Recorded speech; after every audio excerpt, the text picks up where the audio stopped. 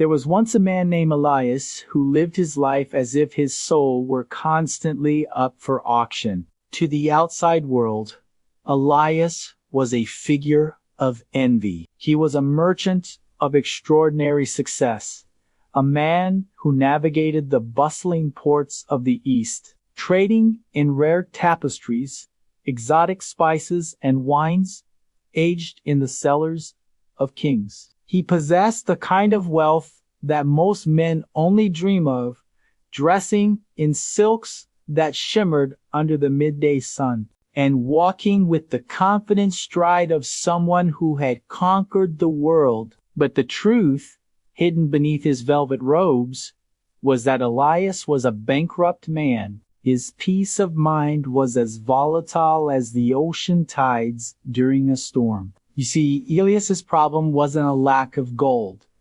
It was an addiction to applause. He was like a leaf in a gale, governed entirely by the opinions of others. If a client praised his merchandise, Elias felt like a god, his happiness soaring to dizzying heights. But if a stranger walked by and looked at his shop with indifference, or if a competitor whispered a critique about the color of his fabrics, Elias would crumble. He spent sleepless nights replaying conversations in his head, questioning his worth, feeling like an imposter. He lived on an emotional roller coaster, violently rising and falling, exhausted from the endless labor of trying to please a crowd that was never truly satisfied. He had become a slave to the price that others placed upon him, completely forgetting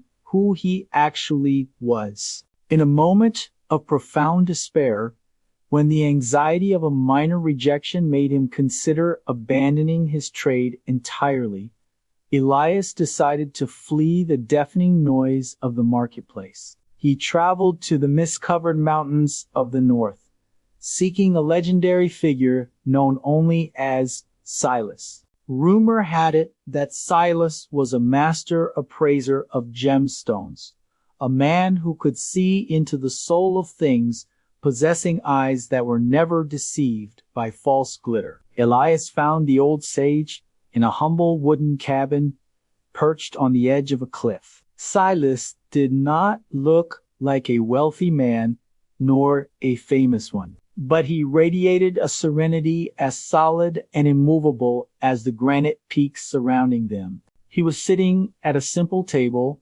polishing a rough, opaque stone with a patience that seemed to suspend time itself. "Master Silas," Elias said, his voice trembling with the weight of a burden carried too long, "I have everything, yet I feel I am worth nothing.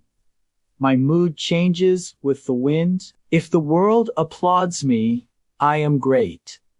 If they ignore me, I am dust. How do you maintain such unshakable peace while dealing with the world's treasures?" Silas did not answer immediately. He continued the rhythmic motion of his cloth against the stone, the soft sound filling the silence of the cabin. After a long moment, he placed the stone on the wooden table. It was a raw diamond, still covered in earth and soot, showing no apparent shine. "Elias," the old man began, his voice low and grounding like the rumble of the earth. "Imagine that I take this stone down to the village market right now. If I offer it to a starving baker, he might give me a single loaf of bread for it. To him, in his hunger, this stone is worth exactly one loaf of bread. If I offer it to a busy blacksmith who needs coal for his fire,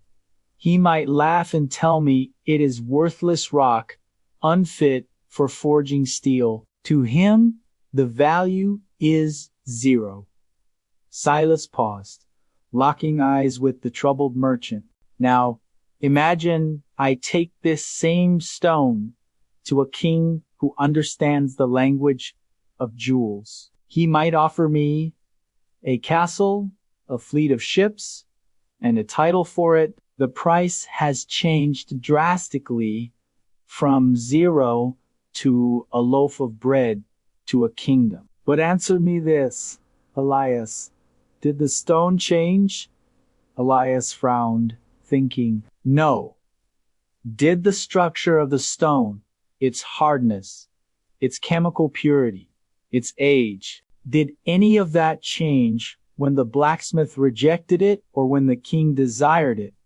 Silas asked, leaning forward. No, Elias whispered. The stone remained the same.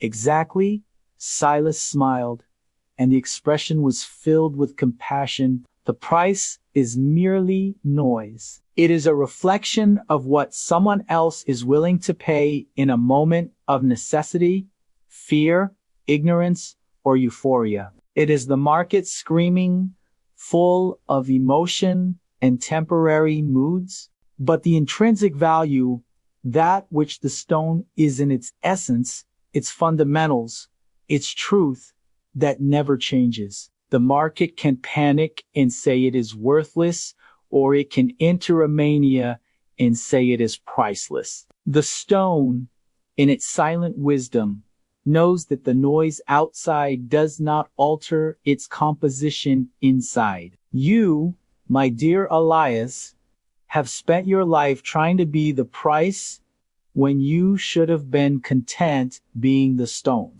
Those words struck Elias with the force of a revelation. He realized he had spent his entire existence allowing the market, his friends, his family, society to dictate his value. He realized his depression came from believing he was worth less simply because someone, in a bad moment, offered a low bid for his time or his affection. He understood finally that the price fluctuates, but the value is constant. When Elias descended the mountain and returned to his city, he was still a merchant, but his presence had transformed. When a client unfairly criticized his work, he no longer felt that familiar tightening in his chest. He heard the comment only as a low bid in a chaotic market, something that said more about the buyer's state of mind than the merchandise's quality.